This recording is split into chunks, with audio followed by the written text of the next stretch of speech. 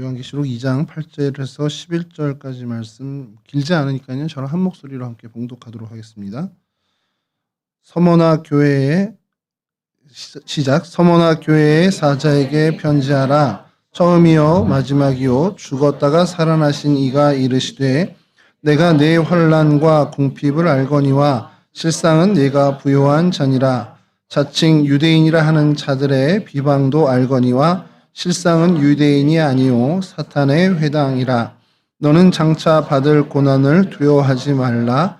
볼지어라 마귀가 장차 너희 가운데에서 몇 사람을 옥에 던져 시험을 받게 하리니 너희가 10일 동안 환난을 받으리라.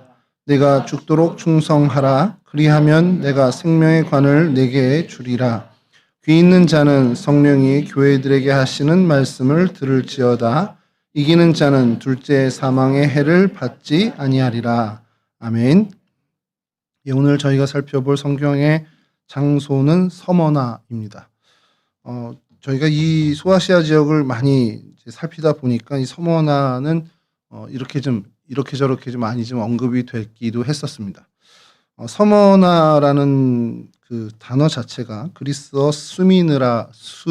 수미르나에서 이제 시작이 된 단어인데 그걸 이제 한자어로 표기하다 보니까 이제 서머나로 해서 저희 한글 성경에는 서머나라고 이제 표기가 되죠. 수미르나는 몰약에서 이제 기원을 둔 단어입니다. 그러니까 저희가 뭐 황금과 유향과 모략할 때 그 모략입니다. 그래서 이 향기는 굉장히 달콤한 향인데 실제 맛은 굉장히 쓰다고 해요. 저도 뭐 먹어본 적은 없는데 뭐 그 향과 여튼 맛이 전혀 달라서 조금 이제 좀 반전이 있는 그런 뭐 약품이라고 해야 되나 향료라고 해야 되나 그런데 이게 고대에는 시신의 부패를 막는 방부제로 주로 사용을 했었고요. 또 의학에서는 진통제로 좀 많이 사용을 했던 겁니다. 뭐 관유로도 제조가 많이 됐었고요. 근데 여기 이제 상징을 갖는 것이 그 쓰라림, 고난과 또 썩지 않는 그 방부제 역할을 하다 보니까 이제 좀 어떤 신앙의 상징, 그 고난 속에서도 부패하지 않거나 썩지 않는, 변질되지 않는 그 신앙을 상징하는 그런 상징의 요소로 많이 사용했던 게 초대교회의 모습, 그 초대교회 상황에서 그렇게 많이 이제 상징이 되었습니다. 그게 이제 서머나교회 이름과도 많이 연결이 되는 것이 이 서머나교회가 받았던 환난이 굉장히 컸거든요. 고난이나 이제 핍박도 많이 받았는데 그곳에서 신앙의 순결을 정말 잘 지켜냅니다. 요한계시록에 등장하는 그 7교회가 있잖아요. 그 7교회가 책망도 이제 많이 받게 되는데 이 서머나 교회와 빌립보 교회만 이제 책망을 받지 않는 그런 특징도 갖고 있죠. 오늘 살펴볼 곳이 바로 이 서머나입니다. 오늘날에는 그 터키 튀르키예의 이즈미르라는 도시입니다. 그래서 먼저 저걸 보겠습니다. 지도를 먼저 보겠습니다. 지도를 보시면 뭐 위치가 예루살렘 팔레스틴에서 튀르키예 제일 서쪽에 있는 뭐 바로 밑에 이제 에베소도 있고 한데 요 가장 그 에게해에 맞닿는 이제 항구 도시가 이즈미르입니다. 그래서 저 현재 튀르키예 이즈미르라고 발음하는 거 역시도 그 수미르나 이 헬라어 발음을 튀르키예어로 이제 변형하다 보니까 이렇게 발음이 된 거예요. 그러니까 스미라고 해서 영어로 치면 S와 M이 이제 붙어서 나오는데 튀르키예 언어가 자음 두 개가 같이 등장을 할 때는 맨 앞에 그러면 그 앞쪽에 이를 발음을 넣는 이제 특성이 있습니다. 언어 특성이. 제가 뭐 튀르키예 전공한 건 아닌데 이걸 살펴보다 보니까 튀르키예 언어 특성까지 제가 또 이렇게 살펴보게 됐습니다. 그래서 그 앞에 이를 붙여서 수미르나 앞에 수미르나 이렇게 붙이다 보니까 이게 이즈미르로 이렇게 변형이 됐다라고 해요. 그래서 이제 이즈미르고 이즈미르라는 뜻 자체는 뭐 다른 것이 있는 게 아니라 그 헬라어에 있었던 스미르나에서 이제 튀르키예로 변형된 그래서 그 도시 이름이 여전히 서머나라는 이름을 갖고 있다라고 보시면 됩니다. 다음 지도를 좀 보여주시면 여기가 7개 교회를 이제 같이 표시해 놓은 겁니다. 페르가몬이 뭐 이렇게 두아디라 이렇게 다 있죠. 4대 저희가 그때 살펴봤던 곳들입니다. 그리고 여기 에베소가 바로 밑에 이제 이 서머나와 에베소가 이제 바로 밑에 있습니다. 그 페르가몬이 버가모고요. 이렇게 해안 쪽에 3개가 있고 그 안쪽으로 4개가 있는 7개 교회. 이게 이제 소아시아 요한계시록에 등장하는 7개 교회입니다. 뭐 전에 저희가 많이 살펴보고 많이 보셨던 지도라 어색하진 않을 텐데요. 그래서 다음 지도 보시면 이제 이즈미르를 좀 확대한 도시입니다. 그래서 에게해와 인접해 있는 항구 도시로 천혜 항구를 이제 자연적으로도 굉장히 잘 갖추고 있다고 해요. 이렇게 안쪽으로 태풍이나 이런 것도 다 피할 수 있게끔 움푹 파져 있는 그런 항구 도시고, 이렇게 도시가 이렇게 형성이 되어 있는데, 지도 말고 이제 위성 사진으로 좀 보면, 네, 다음 사진 보여주시면, 그러니까 해안가로 완전히 이렇게 좀 번화하게 되어 있고요. 그리고 그 동쪽으로 이제 산맥들이 있어서 이제 산지인데, 이 평야가 엄청나게 넓습니다. 그래서 굉장히 큰 넓은 평야에 도시가 형성이 되어 있고, 가운데 이제 산이 하나 있는데, 이것도 이제 좀 이따 저희들이 살펴볼 산입니다. 이 산이 좀 의미가 큰 산이 있습니다. 그래서 이 산을 제외하고는 거의 평지에서 도시가 크게 형성이 돼 있습니다. 그래서 이 사진을 이제 저희가 좀 보면서 같이 볼 텐데, 이 고대 도시 서모나는 이거보다는 훨씬 작았죠. 이제 저 위쪽에 항구 쪽에 저기 이즈미르라는 글씨 있는 저쪽이 이제 거의 이제 고대 서머나 도시인데, 이곳이 예전부터 로마 시대 때부터 아시아의 면류관이라고 불렸던 항구 도시였습니다. 그래서 천혜의 항구 도시로서 무역이나 상업이 굉장히 발달이 돼서 이곳 사람들 스스로도 우리가 그러니까 뭐 그때는 뭐 아시아 뭐 대륙이란 개념이 없었지만 이 지중해 인근에서 가장 어떻게 으뜸 가는 도시다라는 그런 의미에서 면류관 이런 칭호를 갖는 그런 도시로 스스로도 그렇게 했고, 로마 제국에서도 그렇게 이제 어떤 칭송을 했습니다. 경제적으로 유통이 많다 보니까 굉장히 부유했던 도시였어요. 그래서 어떤 뭐 유명한 시인이라고 그러는데 전 처음 들어봤는데, 호메로스라는 그 시인이 있는데 제가 이걸 물어봤더니 굉장히 유명한 시인이라고 하더라고요. 그래서 고대 시인 중에 유명한 호메로스의 고향이 바로 이곳이라고 합니다. 근데 이곳이 그렇게 발전하다 보니까 로마 시대 같은 경우는 여기를 주목할 수밖에 없죠. 그러니까 로마 황제의 그 왕국 황실에서도 이곳을 주목하다 보니까 황실에 어떤 많은 것들을 투자하고 또 거기서 많은 이윤을 회수하에 가기도 했습니다. 그리고 그곳에 많은 이제 그 황제 숭배 사상을 이제 심게 되겠죠. 그래서 195년에 로마 여신을 위한 신전이 세계에서 가장 그때 당시 로마 패권국에서 가장 큰 여신의 신전이 세워지기도 했고요. 또 주 26년 경에 티베리우스 황제가 신전 건립권을 이곳에 주면서 엄청난 이제 그 신전을 건립할 수 있는, 그러니까 종교적으로도 굉장히 중심지가 돼버리는 그런 곳이 되었습니다. 그리고 나서 그 안에 이제 또 여러 특징들이 있는데, 유대 공동체, 그러니까 유대인들이 팔레스틴 지역에서부터 건너와서 이곳에 거주하게 됐는데, 뭐 상업이 발달하고 부유해지니까 당연히 이제 사람들이 많이 이제 모이게 되고 그런 대도시의 특징을 갖는데 유대인들도 많이 이곳에 유입이 된 겁니다. 그리고 이 인근에 있는 여러 유대 공동체 중에 가장 규모가 큰 유대 공동체를 형성하게 됐어요. 그러니까 어떻게 보면은 황제 숭배 사상이 강하니까 유대인들이 이곳에는 좀 정하기 어려울 것 같은데, 그것과는 좀 다르게 유대인들이 뭐 어떻게 타협을 했는지 그런 종교적 부분은 잘 이제 등장을 하지 않는데, 이 상업적인 부분에서는 뭐 오늘날도 마찬가지지만 굉장히 이 사람들이 이제 발달랐던 모양입니다. 그래서 유대 공동체가 굉장히 큰 부를 축적하고 그곳에서 좀 유대인의 어떤 그 폐쇄적인 그런 이제 공동체를 형성하고 있었습니다.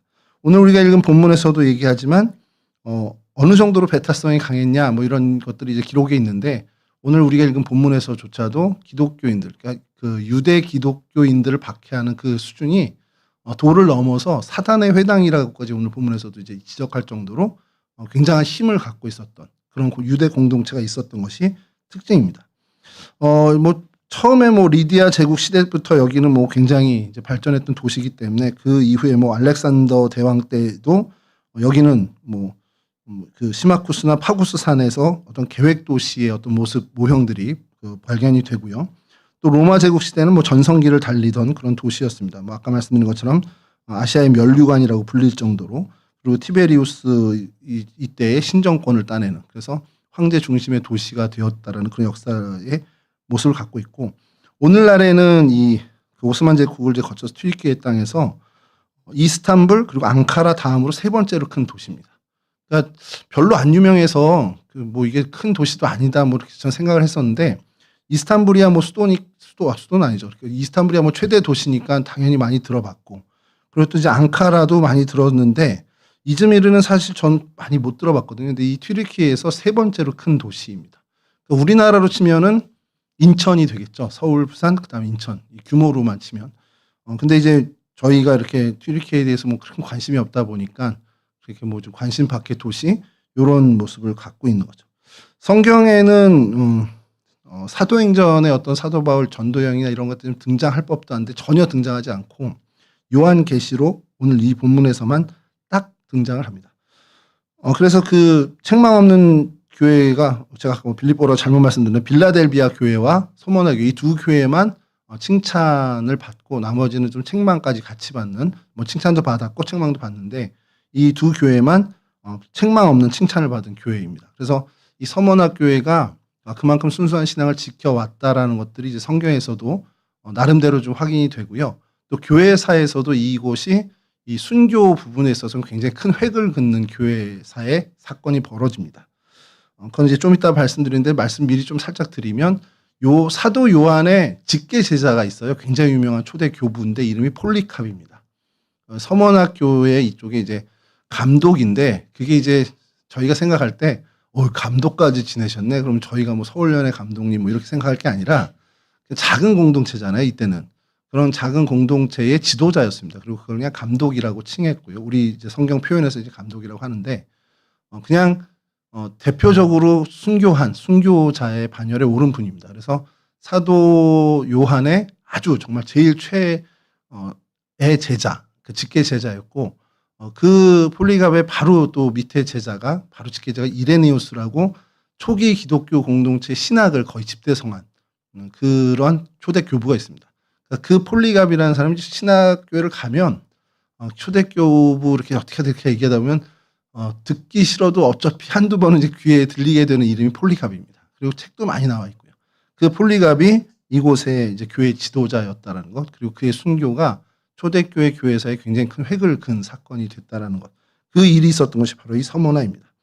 그래서 뭐 성경에 등장하는 거 막 찾아보려고 해도 특별히 뭐 언급은 이 요한계시록밖에 없습니다. 그래서 이 교회가 계시록에 등장한 어떤 내용들, 그리고 교회사에 있었던 여러 기록들을 가지고 서머나 지역에 있었던 초기 서머나 교회 공동체가 어땠는지 저희가 좀 살펴보면 그냥 이제 딱 드러나는 건 굉장히 박해를 받고 있었다는 것. 굉장히 부유한 도시인데 이들은 어려웠습니다. 이유는 황제 숭배 사상에 동의하지 않고 신앙을 지키다 보니 당연히 그 길드라고 하죠. 그 상권에 그 무리에 들을 수가 없고, 그러니까 유통망이나 어떤 유통 그 구조에 참여할 수가 없는, 그러니까 경제적인 소위 말하는 왕따를 당할 수밖에 없는 상황에 놓여서 극심한 궁핍을 그리고 또 종교적으로 탄압을 받는 그런 환경에 놓였던 사람들입니다. 근데 이제 그게 어떤 로마 황제 숭배 사상에 있었던 로마 시민이나 이런 사람들의 박해도 있었지만 더 큰 박해는 유대 공동체, 유대교인 유대인들이 박해를 한 그것이 훨씬 더 컸다는 기록이 있어요.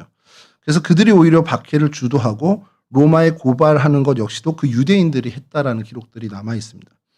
그래서 그 오늘 본문에도 자칭 유대인이라 하나 실상은 사탄의 회당이라고까지 성경에 기록될 정도로 극심한 핍박을 받았던 교회로 유명합니다. 그리고 우리 본문에 나왔지만 10일간의 대환란이 뭐 얘기 나는데 뭐 10일이 딱 10일 그건 아니고 기간이 짧지만 굉장히 강력한 환란, 그 핍박을 받았던 것으로 이제 그렇게 기록이 돼 있습니다. 성경에 나오는 게 보통 이런 정도가 이 도시에 대한 이야기고요. 그래서 오늘날의 이즈미르 모습을 좀 잠깐 사진을 좀 보여드리면 다음 사진을 좀 보여주시죠. 이제 이 해안가입니다. 이게 딱 봐도 정비가 잘 돼 있잖아요. 도시 사진이. 이게 2024년 사진입니다. 그리고 항구 저 안쪽으로가 항구고 저 이제 산기슭 쪽으로 다 뭐 주거 지역이고 해안가로 이제 여기가 이제 고급 빌라촌이라고 이제 그 기록엔 돼 있는데 이제 이런 식으로 정비는 되게 잘 돼 있고요. 다음 사진 보시면 이제 산 쪽에서 바다를 향해서 본 사진 야경입니다. 그냥 뭐 아주 높은 뭐 롯데타워 같은 건물은 없어도 도시가 확실하게 규모가 있고 어느 정도 돼 있다라는 걸 저희가 보죠. 그래서 이스탄불 그리고 수도가 앙카라인데 앙카라 요 두 도시에 이어서 세 번째 규모의 도시. 그래서 좀 찾아봤어요. 어느 정도 되는 건가 그랬더니 면적이 2259 제곱킬로미터랍니다. 도시 면적이. 이렇게 하니까 감이 안 오더라고요. 그 정도면 몇 평으로 해도 잘 모르겠는데. 그래서 우리나라랑 가장 비슷한 면적을 막 찾아보니까 전라남도 면적과 거의 비슷합니다. 그러니까 이 도시 자체가 전라남도 전체랑 비슷한 거예요. 굉장히 넓은 겁니다. 그리고 인구는 굉장히 큰 도시지만 330만 명 정도 살아요. 그 넓은 지역에 330만 명 정도가 사니까 그렇게 인구 밀도는 높은 건 아닙니다. 330만 명이면은 저희로 치면 어느 정도 규모입니까? 부산이 330만입니다. 그리고 인천이 303만이고요. 부산 정도 되는데 부산은 여기에 비하면 거의 한 5분의 1 정도밖에 안 되는 도시 면적이. 그리고 거기 평지도 별로 없잖아요. 그러니까 인구 밀도는 훨씬 더 낮고 규모는 그적되고 그러니까 굉장히 쾌적한 도시일 거다라고 이제 상상이 되는 거죠.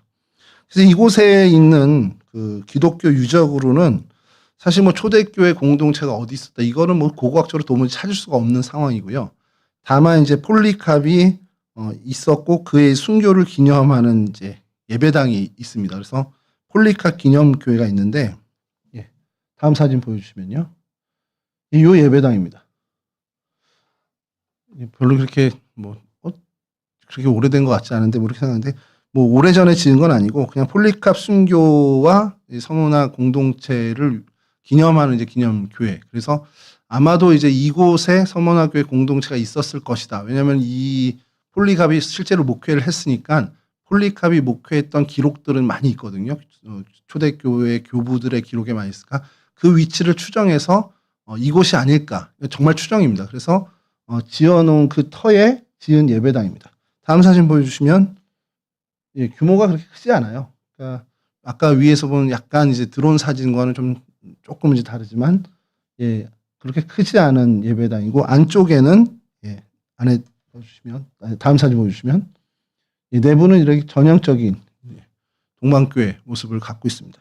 그러니까 정교회입니다. 여기는 정교회, 그러니까 그리스 정교회 소속 교회고 그러니까 안에는 이제 뭐 여러 폴리캅의 일대기라든지 사도 요한의 이제 초상화들이 많이 들어져 있는 전형적인 그냥 정교회 예배당의 모습입니다.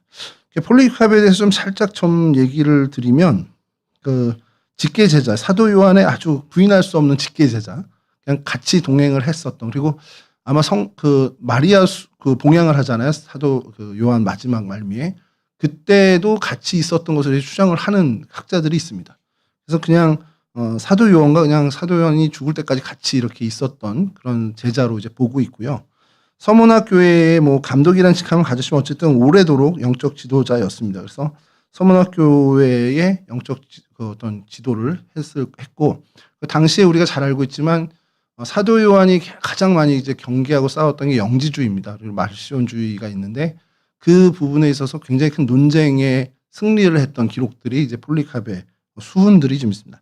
심각하게 위협했던 그 영지주의를 항상 강력하게 배제하면서 성도들에게 복음을 증거했던 그 기록들이 폴리캅이 굉장히 큰 수훈으로 얘기하고 아까 말씀드린 것처럼 이레니우스의 스승으로서 이레니우스가 큰 저희들 초기 기독교 역사에 굉장히 큰 신학의 어떤 지표를 마련해 준 그거의 배경이 됐다라고 얘기를 하는 정도죠. 이 사람의 이제 순교 일화가 이제 여러 자료들을 통해서 이제 공개가 됐는데 155년입니다. 155년에 혹은 156년이라고 하는 경우도 있는데 이제 로마가 그리스도 기독교를 박해할 때 당시에 총독이 직접 와서 이를 신문했대요. 요 곳에서 이제 이 서문화에서 체포해서 이제 회유를 합니다. 예수를 저주하고 로마 황제에게 제사 지낸다고 약속을 하면 살려주겠다. 이렇게 얘기를 했답니다. 근데 이제 그때 폴리캅이 남긴 유명한 말이 86년 동안 그분은 나를 한 번도 홀대한 적이 없습니다. 그러니까 나를 부당하게 대한 적이 없습니다. 근데 이제 와서 내가 나를 구원한 그분을 모독할 수 있겠습니까? 라고 얘기하고 당당하게 죽음을 맞이했다라는 일화가 있습니다.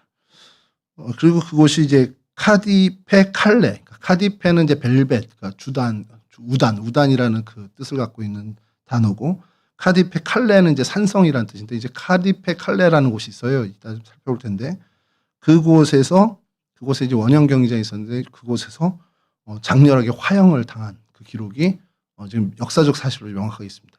그게 이제 폴리캅의 이야기고요.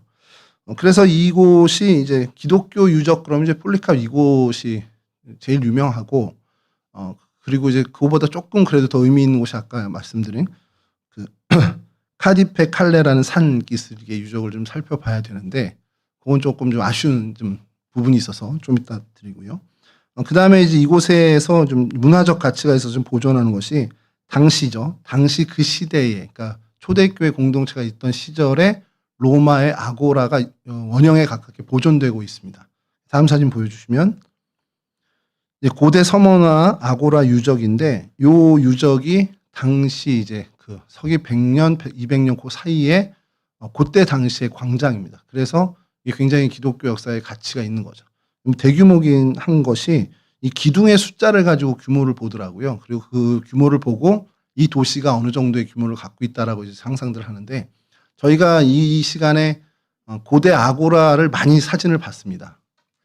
기억을 해주셨으면 감사하겠는데 많이 봤는데 뭐 이거보다 더 넓은 데도 본 적은 있어요. 본 적은 있지만 손에 꼽을 정도로 넓은 규모입니다. 이 정도 아고라면. 그래서 요렇게 있고 다음 보여주신 게 특징입니다. 요 기둥 옆에 아치형으로 또 꾸미는. 그러니까 우리 동네는 부자 동네야라는 걸 자랑하는 겁니다. 그러니까 아치 기둥을 만드는 게요. 그 키스톤이라고 여러분 혹시 아십니까? 이렇게 돌을 이렇게 쌓아가지고 마지막에 딱 해서 양쪽의 힘을 딱 받는 그 돌을 키스톤이라고 해요. 그래서 야구에서도 왜 보면은 1, 2, 3루가 있는데 2루의 그 유격수와 2루수를 키스톤 콤비라고 말합니다. 제가 야구를 좋아하니까 자꾸 야구용어로 하는데 그 키스톤입니다. 그래서 그 키스톤을 끼는 기술이 굉장히 고급 기술이에요. 건축에서. 그러니까 아치 문양으로 만든 건축물이 있다 그러면 그건 이제 기술자도 많고 돈도 좀 있네 이런 건데 그걸 자랑하기 위해서 아치를 쫙 해놓는 게 우리 동네 이만큼 잘 살아 이런 의미입니다. 그래서 이렇게 기둥 옆에 작은 아치들을 막 여러 개 해놨는데 이 아고라 입구에 다음 사진 보여주시면 저거 갖고 부족해.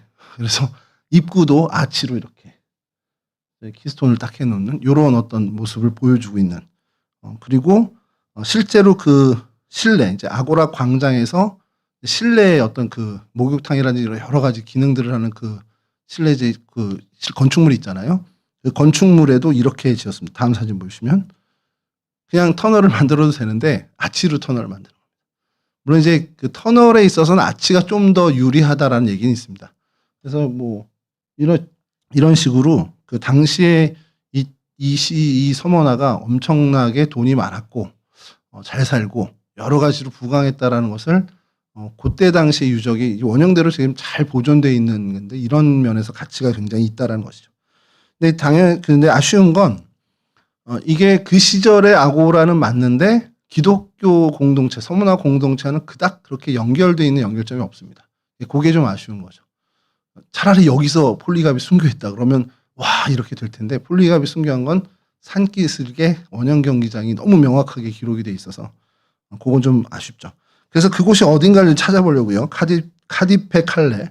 이게 지금 우리나라 말로 하면 되게 웃긴 게 카디페가 이제 벨벳이니까 우리말로 하면 무단 정도 되잖아요. 그리고 이 칼레라는 게 산성이라는 뜻입니다. 그러니까 벨벳 산성이라고 하는데 이제 튀르키예에서는 카디페 칼레라고 부르는 거고 오늘날 명칭이에요. 오늘날 명칭. 그리고 원래 서머나 시절에는 이곳을 그냥 파고스 산이라고 불렀습니다. 알렉산더 때부터 그냥 파고스 산이라고 불렀는데 그 파고스 산이라고 지금은 안 부르고 카디페 칼레라고 부르는데 우리로 치면 이제 우단 산성 정도 되는데 너무 이상해서 어쨌든 카디페 칼레가 지금도 이제 산성이 존재하는데 첫 번째 사진 보시면 1960년대 다음 사진 보여주시죠. 60년대의 그 산성의 모습입니다. 그러니까 이때에 기독교 고고학자들이 가서 막 발견했으면 엄청난 성과물을 발견할 수 있었을 텐데 왜냐면 산성도 있고 그 주변이 어떤 개발이 안 됐을 때잖아요. 근데 이 시기를 놓쳤던 거예요. 이제 그 고고학자들이 아쉬워하는 게 이 시기를 놓쳤어요. 놓쳐서 산성 외에 그 원형 경기장 유적이라든지 이런 것들을 다 이제 건져내질 못한 겁니다. 그래서 오늘날 어떤 모습이냐면 다음 사진 보시면 산성이 흔적이 여기 이렇게 산성들이 보이시죠? 산성의 흔적은 남아 있는데 주택들이 다 치고 올라와서 개발이 됐습니다. 그러니까 뭐 오늘날 저희들처럼 뭐 문화재청에서 건축할 때 문화재청에 가서 고고 물건이 있는지 보고서 건축해야 돼 이렇게 저희 태바올 지을 때도 그랬거든요.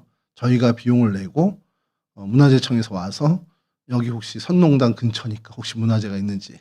근데 파봤죠. 파봤을 때 뭐 옛날 주택 자재밖에 안 나와서 잘 넘어갔는데 그런 게 없잖아요. 그러니까 없으니까 이제 막 개발이 돼서 집들이 다 차고 올라왔습니다. 그래서 지금은 산성의 성벽 외에는 사실은 흔적을 거의 찾아볼 수가 없게 된 거죠. 산성 위에서 찍은 사진, 아까 깃발을 중심으로 저 너머에서 찍은 사진을 보여드리면 다음 사진 보여주시면 이쪽에서 이제 산성 이쪽에서 해안가를 보면서 이 카디페 칼레라는 산성입니다. 여기가 이렇게 돼 있습니다. 그래서 그래도 좀 아쉬운데 그 원형 경기장이 있었던 위치나 좀 비슷한 흔적 없어요라고 찾아보는데 바이블 플레이스라는 사이트가 있습니다. 거기 보면은 사진을 많이 제공해줘요. 다음 사진 보여주시면 요게 이제 그때 당시에 주거 터예요. 그러니까 로마 산기슭에. 그러니까 지하로 지은 게 아니고요. 원래 이건데 이제 쌓인 겁니다. 그 위로 이제 개발되고 이러면서. 근데 이거는 이제 복원을 좀 한다고 해서 걷어냈는데 그래도 그나마 좀 유지하는 되고. 그래서 그 원형 경기장에 있었던 터를 사진에서 찾아보면 다음 사진 보여주시면 이게 아까 그 깃발이고요. 여기가 이제 고고학적으로 좀 개발이 돼서 그나마 이제 주택을 헐어내고 밑에를 좀 찾아내고 있는 곳이고 요 근방이라고만 합니다. 요 산 정상에 가까이 있는 이 근방이 그 원형 경기장이 있었던 곳이라고만 해요. 그러니까 아무 흔적이 없습니다. 고고학적으로. 근데 여기가 왜 중요하냐 아까 말씀드린 것처럼 폴리갑이 여기서 순교를 했어요. 그러니까 이 산길에서 순교한 건 확실합니다. 그건 역사적 사실인데 그 장소는 고고학적으로 찾아내질 못하고 있는 게 아직 현재 상황입니다. 그래서 보면 그 고고학자들의 막 안타까움이 배어나와요. 이 글을 읽으면 이게 1960년대에만 시도를 했어도 뭐 할 수 있는 막 그런 글들이 있어요.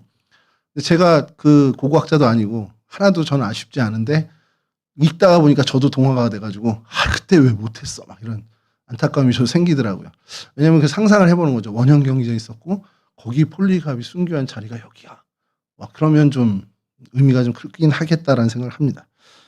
군중들 앞에서 화형당할 때 그 말을 전한 것이 로마 그 총독이 그래도 배려를 해준 것이 아닌가라는 생각이 드는 것이 로마 총독이 얘기한 거 거기서 앞에서 얘기한 거 그냥 묻어버리면 끝나는 건데 그게 전원돼 가지고 그 후세의 기독교인들이 그 말을 가지고 순교 자리에서 힘을 냈다라는 그게 참 대단하다라는 생각을 좀 한번 해보게 됩니다. 이렇게 살피다가 보니까요, 기독교 유적은 이제 끝이에요. 이게 뭐 소문화가 그렇게 큰 게 없어가지고. 근데 살피다 보니까 희한한 사진 하나가 나왔습니다. 아까 그 카르페 칼데에서 다음 사진 보여주시면 숨은 그림 찾기입니다. 이 사진을 보고서 여기가 그 산입니다. 산성인데, 야, 이제 다른 각도로 찍은 거죠. 그러니까 저쪽 해안가 말고 이제 내륙 산 쪽을 본 사진입니다. 희한한 게 하나 있지 않습니까? 숨은 그림 찾기. 예, 여기 42m에서 47m까지 보는 사람 얼굴이 있습니다. 제가 이 사진을 주목하게 된 게 제가 중학교 때 저희 국어책에 큰 바위 얼굴이라는 작품이 있었습니다. 그 마을의 그 바위를 보면서 사람들이 우리 마을 출신이 저런 사람이지 위인이 돌아와서 이 마을을 뭐 정말 화평하게 해주고 이럴 거라는 그 전설이 있는 산. 글로만 봤으니까 잘 모르는데 그래서 큰 바위 얼굴을 막 상상만 하잖아요. 근데 여기에 큰 바위 얼굴이 있는 거예요. 그래서 저게 뭔지 궁금해서 아무리 뒤져도 안 나오는 거예요. 그래서 하는 수 없이 재미나이에게 좀 도움을 했더니 재미나이가 처음에 막 이상한 소리만 하는 거예요. 뭐 러시모어 산 얘기를 하고 갑자기 아니 미국에 있는 게 아니라 미국의 러시모어 산이 아니라 튀르키예에 이제 이즈미르라는 데 이런 게 있어 그랬더니 처음에는 막 딴소리를 하다가 제가 요 사진을 보여주고 고기를 확대해서 잘라서 넣어주니까 그러면서 딱 바로 다음 사진을 보여주는 겁니다. 다음 사진 보여주죠. 재미나이가 저에게 준 사진입니다. 이거 말씀하시는 거죠? 그러면서. 그래서 그래 이게 뭐야? 라고 물었더니 무스타파 케말 아타튀르크라는 사람의 얼굴입니다. 이게 어려워서 도대체 이 누군가 무스타파 케말 아타튀르크인데 그냥 아타튀르크라고 부르더라고요. 튀르키예 초대 대통령입니다. 초대 대통령이 굉장히 존경받는 나라예요. 이 나라가 보니까 여기뿐만 아니라 튀르키예 각 도시에 이 아타튀르키라는 사람의 이런 어떤 동상이라든지 이런 것이 엄청 많습니다.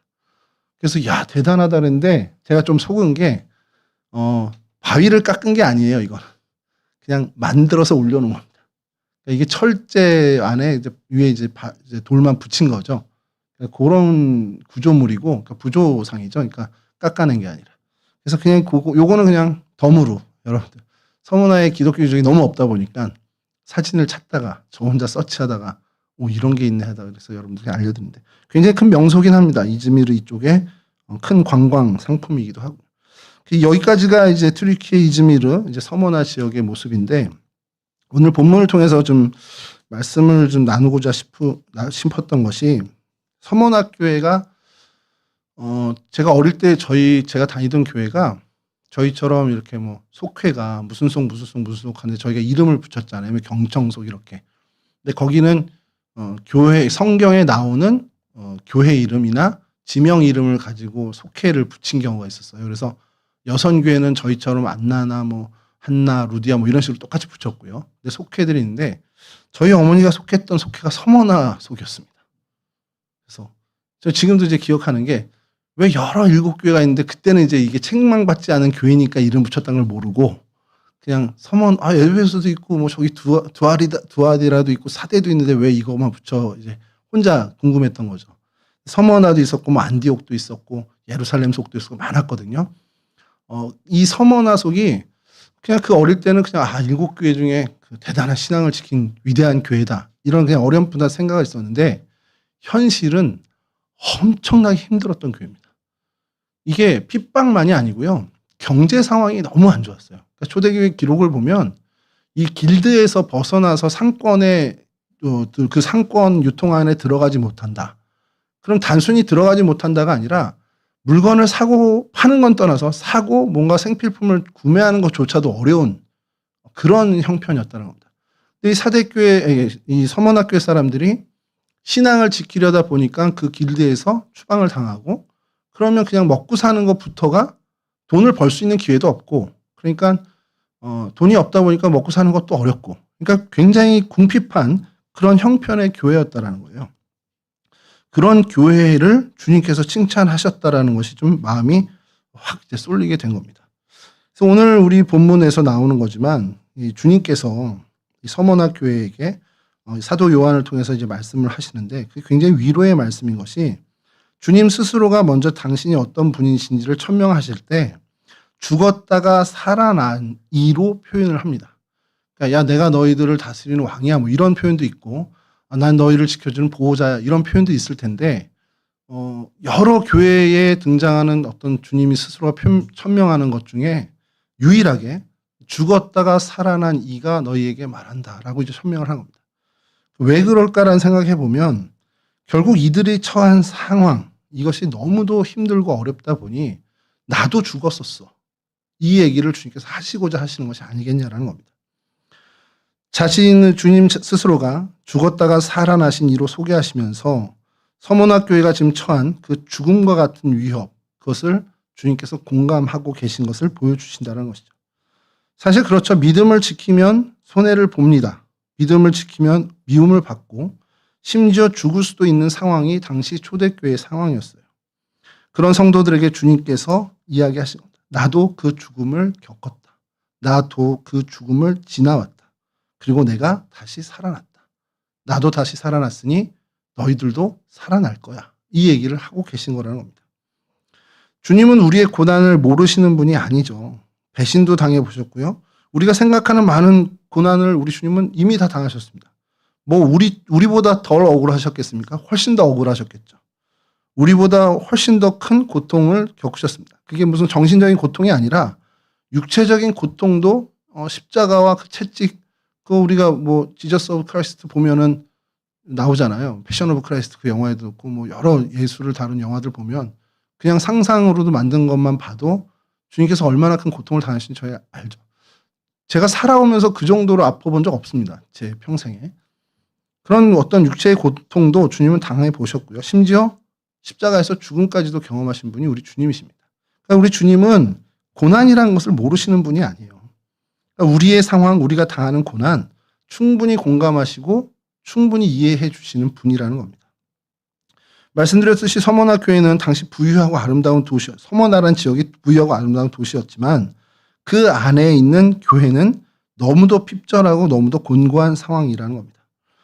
황제를 향해서 가이사가 주인이다, 가이사가 신이다 이 고백을 하지 않으면 결국 소외되고 그 믿음을 내가 저버리고 그것을 타협하지 않는다면 정말 죽음 같은 고통, 핍절한 공고한 그 인생을 걸어갈 수밖에 없지만 이 서문학교의 교인들은 그걸 선택했다라는 거예요. 그래서 핍박을 받습니다. 시장에서 불이익당하고 직장에서 밀려나고 사람들에게 배척당하고 정말 믿음 하나 지킨다는 이유로 그냥 가난해졌습니다. 그런데 이들에게 주님이 뭐라고 하십니까? 내가 내 환난과 궁핍을 알거니와 실상은 네가 부요한 자라. 이게 굉장히 놀라운 말씀인 것이요. 세상은 이들이 가난하다라고 얘기합니다. 그리고 스스로도 우리가 가난한 거 알아요. 그리고 우리가 너무 힘들고 핍절한 걸 압니다. 세상은 그렇죠. 돈이 많은 부자라고 그러고 집이 크면 성공했다고 얘기하고 어떤 높은 자리에 올라가면 야 부러워합니다. 근데 주님은 그런 사람들에게 부요한 자라고 얘기하지 않고 믿음을 지킨 환난과 궁핍을 당하고 있는 너희들이 실상 부요한 자다라고 선언을 해주고 계시다라는 거예요. 그러니까 뭔 말입니까? 믿음을 지키기 위해서, 신앙을 지키기 위해서 내가 세상에서 손해보고 어떻게 보면 희생하고 억울함을 당해도 그것을 주님께서는 네가 진짜 부자야, 네가 진짜 부유한 자야 라고 인정해 주신다라는 얘기죠. 서문학교의 성도들은 진짜 가진 게 없었습니다. 물리적으로도 가진 게 없었어요. 그런다 그들이 가지고 있었던 건 단 하나, 주님을 향한 믿음뿐이었습니다. 세상 권력 없고 세상에 부유함 없지만 주님을 향한 그 충성만 갖고 있었던 사람들입니다. 그랬더니 주님께서 그들을 부유한 자라고 인정해 주셨다는 겁니다. 이게 근데 오늘도 마찬가지 아니겠냐라는 거예요. 오늘날 우리가 살아가는 세상, 저희 청년들하고 이제 말씀을 나누다 보면 항상 이제 좀 반복되는 얘기가 하나가 세상 사람들하고 비교하면 우리는 부족하죠. 비교하면 당연히 떨어지죠. 가진 거 없죠. 우리보다 가진 거 많은 사람이 더 많으니까. 근데 그들과 우리의 결정적인 차이가 뭐냐? 예수 믿으면 정말 더 가진 거 많아지냐? 예수 믿으면 정말 세상에서 성공하냐? 우린 그거를 따르는 게 아니고 그들보다 가진 거 없고 그들보다 어떻게 보면 그들의 기준, 세상의 기준은 그들보다 열등할 수 있지만 전혀 다른 기준이 있다라는 거예요. 주님의 기준은 세상과 기준과 전혀 다르다는 거예요. 비교하면 내가 저 사람보다 부족해. 저 사람보다 가진 게 없어. 이렇게 생각하게 만들지만 우리가 믿음을 지키고 그리고 주님을 온전히 따르고 주님의 기준으로 본다면 우리는 정말 부유한 사람이 될 수 있다는 것.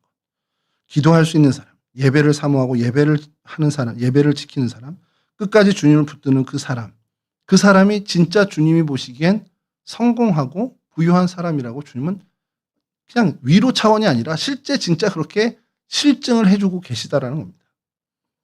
그러면서 주님께서 말씀하시죠. 내가 다 안다. 너 지금 억울한 거 알고, 너 핍절한 거 알고, 너 공공한 거 내가 알고, 너 곤고한 거 내가 다 알아. 사람들은 몰라줘도 나는 안다. 주님은 그렇게 얘기하시는 겁니다. 우리가 조용히 견디면서 눈물을 흘리는 것도 아시고 어디 가서 하소연할 수 없는 그 답답함도 주님은 다 아십니다. 가족 때문에 힘든 거, 생계 때문에 고민하는 거, 신앙을 지키는 것 때문에 내가 외로운 거 다 아시는 그 아시는 주님이 멀리 계신 게 아니고 바로 내 가까이 내 곁에 계시고 계시다라는 겁니다. 여러분 세상을 살아가다 보면 특히나 신앙을 지키다 보면 어려움 만나죠. 뭐 어려움을 넘어서 고난이라고 할 만한 것도 만날 수 있습니다. 그럴 때 우리의 생각이 들 때가 있죠. 아 이제 끝났구나. 다 끝났다. 그럼 포기하고 싶은 마음이 들 때가 분명히 있습니다. 그런데 그때도 우리가 생각해야 되는 것은 이런 고난이나 어려움이 하나님의 손 밖에 있는 것은 아무것도 없다는 거예요. 모든 고난과 고통도 다 하나님의 손아귀 위에 있다는 걸 우리가 믿어야 한다는 겁니다. 그리고 그 믿음 가지고 주님이 우리에게 일어서라고 얘기하십니다. 그 믿음 갖고 버텨내라는 겁니다. 그러면서 주님이 우리에게 뭐라고 요구하십니까? 오늘 10절 말씀처럼 너 그 상황인 거 내가 알아. 그래도 너 죽도록 충성해. 그럼 내가 너에게 생명의 관을 줄게. 여러분 이게 죽도록 충성하라는 게 두 가지로 좀 해석할 수 있어요. 정말 죽을 힘을 다해 충성하는 것도 있지만 죽을 때까지 충성하는 것도 있습니다. 사실 둘 다 힘들죠. 근데 저는 개인적으로 힘든 게 죽을 때까지 충성하는 게 더 힘들 것 같다는 생각을 좀 해봅니다. 정말 끝까지 정말 벗어나지 않고 그 신앙의 길을 걸어가는 것. 그러면 주님께서 생명의 관을 약속하신다는 것. 그게 오늘 우리가 붙드는 정말 중요한 믿음이 아닌가라는 겁니다. 내 상황과 형편 보면 서문학교에 갔죠. 서문학교에 공동체 갔고 그들보다 나은 게 뭐가 있어? 이런 생각이 들 수도 있지만 그들을 주님께서 인정하시고 칭찬하시고 훗날에 정말 그들을 하나님께서 높여주신 것처럼 그들에게 정말 생명의 면류관을 주신 것처럼 오늘 주님은 우리에게도 똑같이 얘기하신다는 겁니다. 서문학교의 교인들이 당한 형편, 그거보다 우리가 더 할 수도 있고 덜 할 수도 있지만 우리가 체감하는 어려움은 비슷할 거라는 거예요. 그 어려움 속에서 우리가 해야 되는 것은 단 하나입니다. 주님을 끝까지 붙들고 죽는 날까지 주님을 향해 충성을 하는 것. 그것이 우리에게 주님이 요구하는 단 한 가지라는 겁니다. 사실 이 믿음, 정말 끝까지 죽는 날까지 이 길을 벗어나지 않고 주님께 충성하는 것. 사실 이게 어렵죠. 기분 좋을 때만 믿는 게 아니라는 겁니다. 형편 좋을 때만 예배하는 게 아니고 시간 있을 때 주님 앞에 나와 교회에 나와 예배하는 게 아니고 응답 받을 때만 기도하는 것. 이게 아니라는 겁니다. 기분 안 좋을 때도 형편이 안 좋을 때도 응답 없는 것 같을 때도 그리고 힘들어도 예배 자리 지키고 눈물 나게 기도하고 흔들려도 다시 주님 붙드는 그러한 모습을 가지라는 것. 그것을 지켜내라는 것. 결국 중요한 것은 끝까지 믿음을 지킨다는 겁니다. 잠깐 잘 믿는 거 할 수 있을 것 같아요. 근데 끝까지 가는 게 쉽지 않다는 겁니다. 화려하지 않아도 대단하지 않아도 끝까지 주님 붙드는 저희들이 됐으면 좋겠습니다. 우리 동성애 식구들이 정말 이 부분에 있어서만큼 세상에 어떤 인생보다도 승리하는 인생이 됐으면 좋겠습니다. 서머나 교회 다시 우리가 생각하지만 세상의 기준으로는 약하디 약한 교회였습니다. 가난하고 핍박받고 힘없는 교회였습니다. 그러나 주님은 그 교회를 가장 귀하게 책망하지 않은 두 교회 중에 하나 가장 귀하게 보셨다는 사실. 우리도 마찬가지죠. 우리의 삶이 힘들고 지치고 믿음을 지키는 것 자체가 버겁다 하더라도 세상은 몰라줘도 옆에 있는 사람 몰라줘도 주님은 아십니다. 그리고 주님은 말씀하시죠. 내가 다 알아. 끝까지 충성해. 그럼 내가 생명의 관을 줄게. 이 약속 붙들고 이 믿음 지키고 끝까지 주님을 향해 나아가는 우리 동성애 식구들이 다 될 수 있기를 주님의 이름으로 간절히 축원합니다.